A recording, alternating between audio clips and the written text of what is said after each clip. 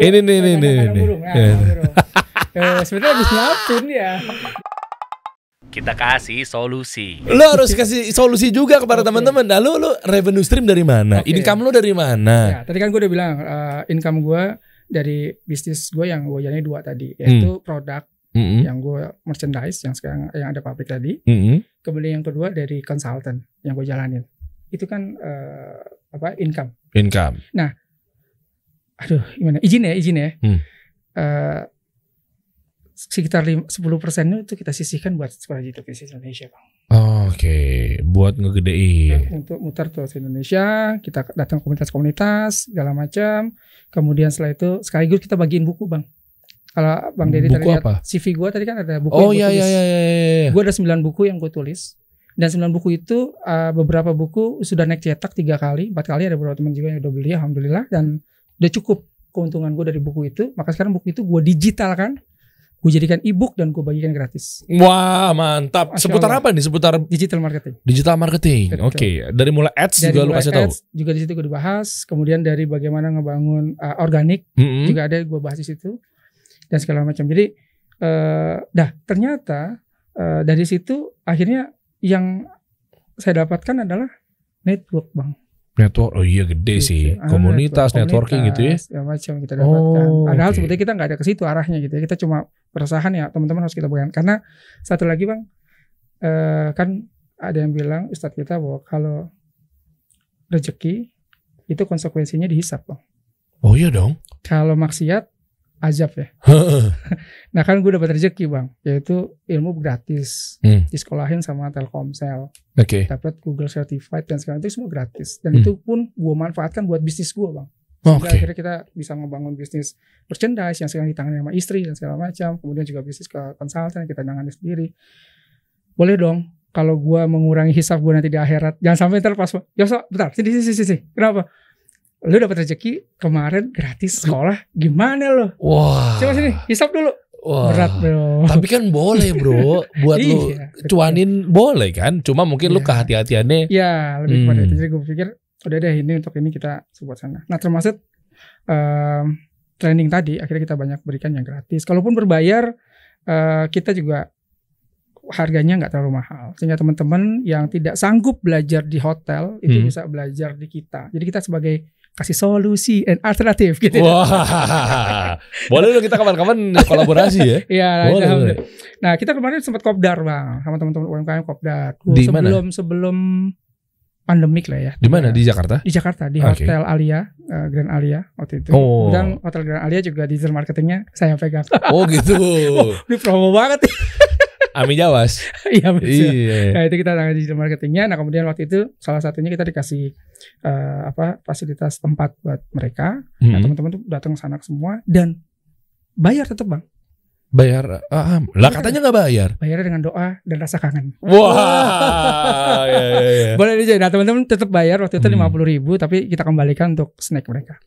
Oh jadi buat makan mereka. Ada snack yang mereka itu kita kembalikan kepada mereka. Nice, dan itu luar biasa senengnya, Bang, senengnya ngeliat mereka seneng tuh kita seneng banget gitu. Boleh dong minta materinya dong, maksudnya apa yang lo kasih di sana pada saat lo ya itu gratis? Tadi satu yang pertama ada 2 sih sebetulnya.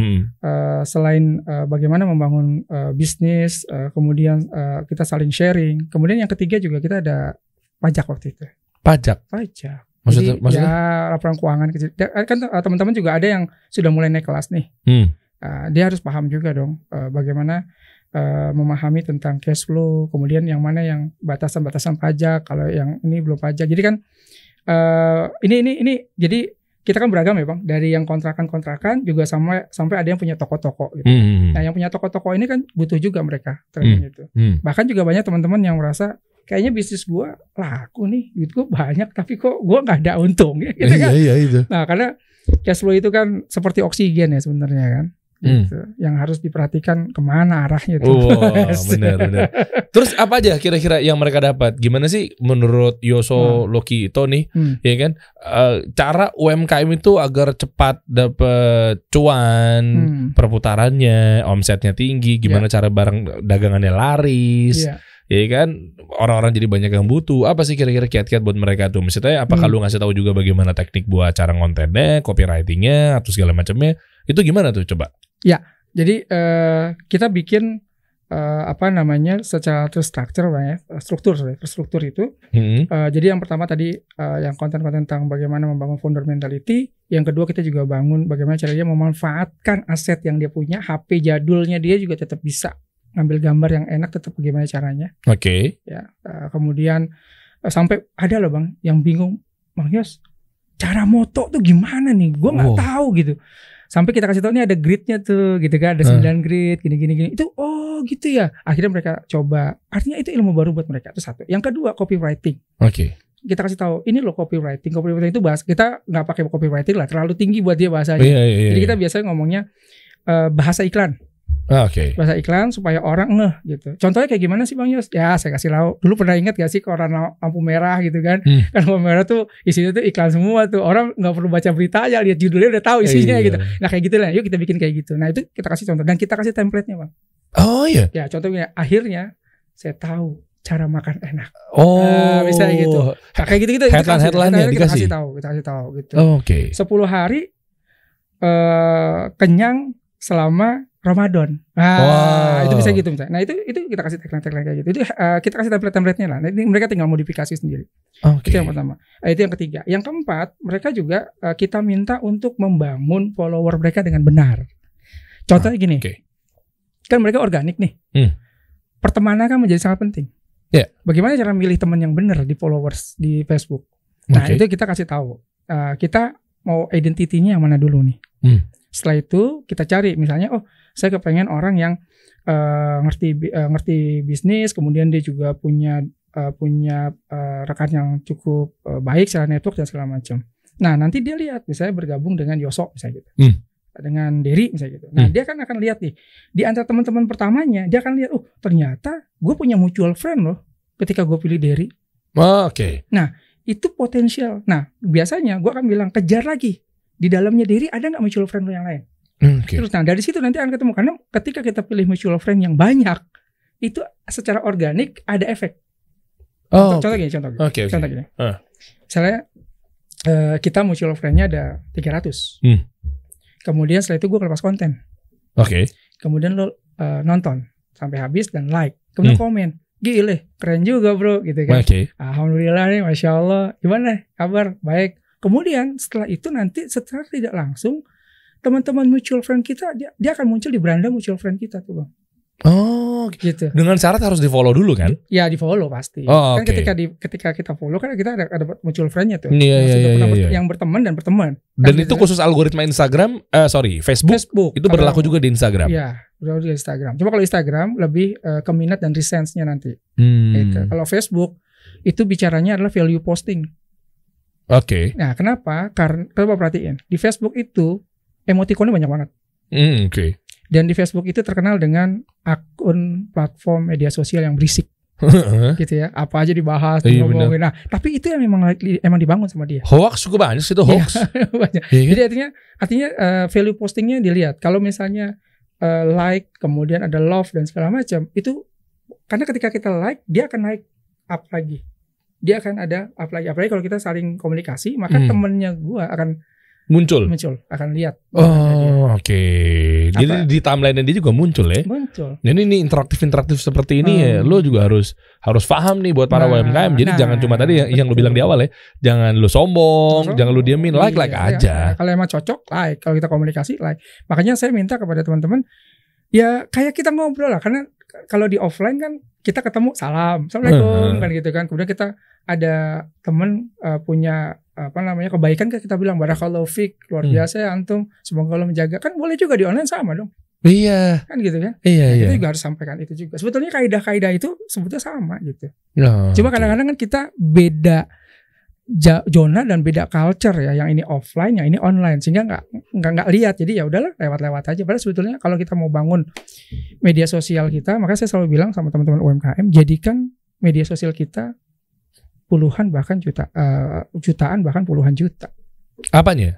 Ya jadikan dia sebagai sumber untuk menghasilkan uang. Jangan cuma jadi hahaha hoho gitu. Nah, ini gue setuju nih. Iya kan, gue dapat cerita ini kan, banyak teman-teman gue salah satunya dia bilang bahwa lu kalau di dunia digital saat ini, di dunia internet kayak gini, agak lumayan, aduh, takutnya ngomong kasar sih ya, agak aneh lah. Kalau lu nggak bisa dapetin cuan dari sini. Nah, kenapa? Karena ini gratis guys. Ibarat analogi, ya kan, ada sawah lapangan lah kosong gitu, ada sawah kosong. Itu lo ada tipe A sama tipe B. Si A ada yang jadiin sawah itu cuma dipakai buat main bola doang. Setiap sore main, jadi gundul tuh sawahnya gitu kan. Ibaratnya lo coba dikasih warisan nih ada sawah nih, dia terserah dia mau diapain aja misalnya gitu. Dipakai main bola tiap hari setahun, 2 tahun, 3 tahun sampai lo udah gede 25 tahun baru nyesel. Aduh, tau gitu gue begini, tau gitu gue begitu. Tapi bayangin ada tipe yang B adalah ada sawah kosong tapi memang dimanfaatkan dengan baik. Gratis nih dikasih buat tanaman ini, tanaman itu dan lain-lainnya. Ujung-ujungnya bisa dapat manfaat di situ kan. Nah, lo tinggal mau jadi yang mana? Mau ngegundulin tuh sawah dengan main bola hai doang? Betul. Apa lo mau jadi orang yang memang ada ini? Ya udah lo produktifin di situ. Makanya agak aneh kalau lo nggak bisa dapetin cuan di dunia saat ini. Sebetulnya ngomongin ikhtiar ya maksudnya, walaupun hasil Allah Jalla wa'ala ya. Betul. Itu makanya. Itu yang saya dorong terus teman-teman UMKM. Ayo. Jangan sampai orang kaya semakin kaya karena dia tahu ilmunya. Dan kita juga harus tahu ilmunya. Dan itu yuk sama-sama kita share, kita diskusi. Kalau ada masalah ngomong, kita komunikasi dan segala macam. Oke. Coba dong, gue penasaran nih buka sekolahdigitalbusiness.com nih. Ya kan, lo nggak apa-apa dong. Maksudnya kan, ya kan, lo bareng sama siapa aja gitu kan. Ada kan dengar kemarin katanya habis dari Jember nih. Iya kan, bener ya? Iya, ada Jember. Lo nya ke Jember apa ustadz kita yang ada di Jember ke sini? Gue yang ke sana lah. Coba lihat dong. Gitu. Penasaran gue. Terus sambil nunggu, ini dong. Kira-kira achievement dari para UMKM yang udah belajar di sekolah digital bisnis ini apa aja nih yang pada cerita nih, misalnya sekarang perubahannya udah drastis nih, gue pengen denger story mereka deh. Jadi ada beberapa temen yang alhamdulillah bilang, Bang, alhamdulillah kita udah pindah kontrakan. Wah, udah beli rumah enggak, pindah kontrakan. Tapi kontrakan lebih enak bang gitu kan. Nah, tadinya kita yang kedua secara pribadi sekarang saya bisa ngelibatin istri juga, karena istri juga akhirnya bisa ikut jualan di media sosial dia. Jadi sekarang channelnya kan nggak cuma dia, channel istrinya juga ikut main jualan. Jualan apa? Ya macam-macam. Ada yang jualan bubur sumsum, ada yang jualan kacang hijau, ada yang jualan dimsum dan segala macam. Dan itu tinggal kontrakan.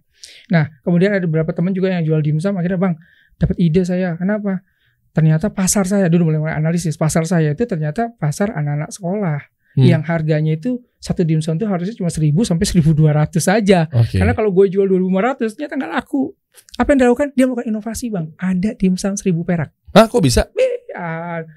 Ntar gue kasih lihat di video yang gue bikin pendek tuh, di waktu gue pas lagi di Al-Barkah itu kan gue sempet bikin video pendek. Itu ada satu temen dia dimsumnya dibikin 1.000 perak. Siapa inovatornya? Maksudnya dia sendiri dengan dia menganalisis. Akhirnya dia punya. Nah sebetulnya ini yang kita bangun bang, karena mereka itu sebetulnya butuh sentuhan itu. Teman-teman iwa kita itu butuh banget sentuhan itu. Makanya dengan lokasi penyuluhan akhirnya dia punya inisiatif sendiri. Betul. Sehingga diinovasi kan gini, gitu ya. Maaf ya, kecil-kecilan mereka itu bukan kecil-kecilan sih ya, serius-seriusan gitu ya. Itu gue kasih bisnis model kanvas bang, tanpa pakai bahasa bisnis model kanvas. Kalau gue kasih bisnis model kanvas kan bingung tuh bahasanya. Itu keberatan dia. Nanti tapi turunannya lagi sekalian aja nggak lo sekalian kasih ini ada value proposition design. Berat bro, gue tahu tuh materi itu tuh. Jadi gue pakai bahasa aja tuh bahasa yang sederhana. Ya tadi coba 10 alasan kenapa saya harus beli. Itu kan value proposition bro. Kemudian gue tanya, sekarang coba saya minta tuliskan 5 orang yang biasa beli itu dari golongan mana aja. Itu kan customer segmented bro. Iya betul. Wah ini kalau kita ngomongin materi value proposition design. Terus setelah itu baru gue bilang, kalau begitu pak, bapak enaknya jualan di mana? Itu channeling bro. Iya distribution channel. Terus yang kedua, gimana caranya biar dia beli lagi? Customer relation itu bisnis model kanvas semua bro. Iya. Tapi kalau nyampe ke sana nggak nyampe. Tapi pakai bahasanya bahasa mereka. Tapi mereka akhirnya terbawa dan mereka berpikir akhirnya oh iya. Akhirnya mereka menganalisis, bang ternyata nih ketemu nih bottlenecknya. Harga ini nggak dapat gue. Dulu gue inovasi aja dari satu dimsum 1.000 perak. Kayak gitu kan. Laku nggak laku. Cepet ya. Iya, dia biasanya beli 2.500 dapat 1, sekarang beli 2.500 dapat 2, ya kadang-kadang kasih bonus 3 kan gitu misalnya. iya. Kan lihat kok manusia Indonesia kan lihat kuantiti, Bang. Oke. Sekolah Digital Bisnis SDBI. Oke. Belajar bisnis digital di Indonesia. Oke, ini number 1 belajar bisnis digital di Indonesia. Wah. Coba bawa dong. Ada apa aja nih programnya? Ini beberapa. Oh, Telkomsel. Ya, Telkomsel, alhamdulillah. Okay. Nah, ini Bank Indonesia gini ceritanya, Bang. Oke. Jadi waktu gue cerita yang gue 100 juta itu gue keliling Indonesia, ternyata gue dipantau, Bang. Terus? Sama BI. Sama BI? Kok bisa? Iya, dan BI ngundang gue nanti kan ada di CV yang gue kirim dulu itu. Oke, BI ngundang lu buat apa? Jadi BI itu punya UMKM. Oh, oke. Dan BI itu punya BI Institute. Oke. Nah, kemudian deputinya ngundang kita, kemudian setelah itu kita diskusi sama dia bagaimana membangun UMKM. Oke, sorry bro. Oke. Nah, akhirnya bagaimana membangun UMKM itu? Oke. Nah, akhirnya kita diminta diskusi panjang lebar dengan beliau, dan itu salah satu blueprint untuk membangun UMKM, dan kita Sekolah Digital Business Indonesia waktu itu diundang untuk bicara dengan mereka. Oh, nice. Nah, itu dia ngelihat karena kita keliling tuh ke Tegal, ke Cirebon, kemana-mana, sampai ke Bandung, wah keliling terus sampai ke Bangka Belitung dan segala macam. Gubernur BI sekarang siapa sih? Masih Agus Martowardoyo nggak sih? Udah nggak paham juga, udah lewat banget. Gak paham. Iya. Itu. Oke. JNE ini lu sebagai apanya nih? Oh, kali ini kita diundang untuk seminar. Bicara. ITENAS, Lab School Cibubur. 5 kali, besok Mei kita ngisi lagi di ITENAS. Oh, Bandung dong? Enggak, ngisi online. Oh, online. Oke. OKOC, kita pernah isi bareng sama pendirinya kakaknya Pak Sandiago ya. Iya, Indra ya, Sandiago. Isi bareng. Tajir tuh ini ya, siapa? Tajir ya sama Ustaz Subhan. Enggak as the foundersnya. Oh, ada Bang Tito di situ. Tito ya. Oke. Oke, Kisel tuh apa? Kisel tuh koperasinya Telkomsel. Oke. Yang isi juga. TBR tuh The Bear. Ya itu coach Berry punya lah ya. Berry kan? Ya, betul. Oke, nice. Oke, bawa lagi. Ini apa nih testimoninya? Ini dia ikut training gratis. 1 hari penuh. 1 hari. Apa aja nih dia dapat? Dia belajar tentang Facebook, IG, kemudian ada beberapa landing page yang kita bikin. Jadi saya juga minta UMKM, lu harus bisa bikin landing page. Yang mau belajar landing page sini kita ajarin. Oke. Karena IG, Facebook itu nggak akan works secara optimal kalau kita nggak punya landingnya. Iya. Dan lo mau dengar bahasa gue yang paling saklek nggak? Gimana? Kita tuh harus punya rumah, guys. Ya. Rumah. Betul. Website, landing page. Iya. Kenapa? Emang ada yang berani jamin kalau Instagram tutup gimana? Iya. Aset-aset lo mau kemanain? Betul. Nah, database lo, payment gateway nantinya gimana caranya? Ya. Kalau bergantung sama YouTube, IG, Facebook, Twitter, walaupun katanya Twitter udah dibeli sama Elon Musk ya? Iya, Elon Musk kemarin 600 triliun ya? 600 triliun. Ya, 600 sekian triliun. Iya, gue ngitung tuh sama bini gue tuh 600 triliun. Andai kata kita pengeluarannya per bulan 20 juta aja, ngabisinnya ratusan tahun bro. Nggak usah kerja lagi, nggak usah kerja, udah ngidupin masjid aja dah. Iya kan? Betul. 600 triliun. Luar biasa. Gimana menurut lo? Kita bahas Twitter dikit ya. Gimana menurut lo? Beritanya ada loh. Coba cari deh beritanya. Ya. Twitter dibeli Elon Musk. Iya, betul. Apakah ini gorengan? Jangan-jangan cuma sekedar ngegoreng biar saham valuasi Twitter naik? Hah? Apa udah dibayar? Udah dibayar kan? Tapi ntar ujung-ujungnya dia bakal ngelepas lagi gak tuh? Nanti begitu exit. Gue lihat sih anekdotnya itu si burung Twitter yang biru itu ditaruh di sangkar. Dan itu lagi disiapin sebetulnya sama Elon Musk juga mau dibuka sangkarnya gitu. Tuh ada tuh. Jadi sebetulnya mau dilepas lagi. Ini bagus ya analisanya nih. Emang, man, you know what I mean, bro? Elon Musk, man, bapak goreng nasional, internasional bahkan. Ingat gak fenomenal Clubhouse? Iya betul. Clubhouse, rame. Apa yang dia sebut tuh akhirnya ujung-ujungnya bye-bye Bitcoin dan lain-lainnya. Twitter nih sekarang sahamnya lagi naik. Coba bukan dong saham Twitter. New tab. Ini asik nih pembahasannya nih. Coba kita lihat. Naik kan? Kenceng banget tuh. Tuh. Iya. Belum terjun payung tuh. Tuh hari ini naik Twitter. Tuh sahamnya tuh udah di kan bursa 5,6%, men. 5 tuh. Ya kan? Coba kita lihat ini udah ada Jack Dorsey tapi masih ya. Oke. Nah ini belum diganti dia. Belum diganti ya. Oke, tuh ya kan. Biasa. Ini per hari ini naik 5,6% guys. Begitu ditaikin sama Elon Musk. Nah, coba kita lihat hatinya deh. Burungnya dilepas dari sangkar. Cabut. Iya. Jadi bos kita udah bilang katanya dia udah ngelepas Twitter. Cabut. Jadi gue dapat kiriman tuh di WA grup tuh. Kiriman di WA ya itu. Mas lagi siap-siap sebetulnya lagi masukin ke kandang. Habis itu lagi mau nyiapin dibuka lagi. Dia mau exit. Mau dilepas sama dia mau exit di Jack Dorsey kesian. Tapi kenaikannya tuh luar biasa 2,7. Nice. Coba lihat Twitter dibeli Elon Musk. Buka lagi tabnya. Ya kan ini kan kita ngomongin perkara digital nih. Betul. Tuh Donald Trump tetap ogah nge-tweet meski Twitter dibeli Elon Musk. Ya sebetulnya ini dong bukan dong suara.com. Deretan janji Elon Musk setelah beli Twitter. Meme kocak sindiran Elon Musk beli Twitter 600 triliun. Oke, Elon Musk has changed the like button.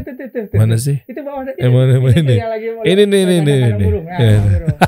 Sebetulnya habis nyiapin ya, dikandangin dulu ya kan, biar dikasih makan dulu biar kelihatan cakep, suaranya merdu, habis itu mau dilepas lagi sama dia. Iya betul. Elon Musk has finally set the bluebird free. Coba deretan janji Elon Musk, apa sih dia motifnya apa sih? Publik menunggu janji-janji Elon Musk setelah mencapai kesepakatan atas pembelian platform Twitter seharga 633 triliun. Elon menjanjikan hilangnya bot spam hingga kebebasan bersuara. Oh, ini buat kampanye dong, jangan-jangan nih. Iya. Kepentingan politik dong nih. Sebentar lagi ya. Oke, jadi ntar udah bisa bebas bersuara banget di sana tuh kalau ketika Elon Musk sudah mendominasi saham di situ. Iya. Ya kan suara. Oke, boleh lagi dong. Gue mau lihat dong proses tawar-menawar hingga akhirnya deal dengan Dewan Direksi Twitter. Kebebasan berbicara. Nah ini satu apa sih motifnya tuh ketika Elon Musk tuh masuk tuh dia mau ngapain gitu di Twitter? Twitter bisa bebas berbicara satu, terus bawa lagi. Nah, open source hingga perangi bot spam. Oke, terus apa lagi? Terus wacana tombol edit, maksudnya gimana? Selama ini ketika pengguna melakukan kesalahan atau ingin meralat apa yang sudah diketik di Twitter, pilihannya hanya dua. Ya ini menghapus tweet lama atau memberikan klarifikasi.